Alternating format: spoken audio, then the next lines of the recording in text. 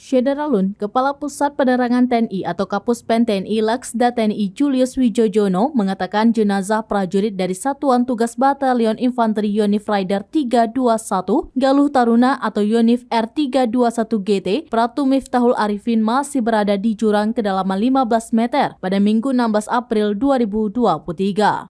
Almarhum Arifin gugur dalam kontak tembak dengan kelompok separatis teroris atau KST Papua di Mugiman Kabupaten Duga, Papua pada Sabtu 15 April 2023. Diberitakan sebelumnya, Julius mengatakan sampai saat ini proses pemberian bantuan dan evakuasi kepada prajurit tersebut masih tetap dilakukan. Akibat kontak tembak prajurit TNI dengan gerombolan KST tersebut, kata dia, masih belum diketahui secara pasti berapa korban yang meninggal dan luka-luka dari pihak KST maupun prajurit TNI. Cuaca hujan dan berkabut membuat TNI belum bisa berkomunikasi dengan aparat keamanan yang berada di lokasi tersebut. Namun demikian, upaya-upaya pemberian bantuan dan evakuasi tetap dilaksanakan.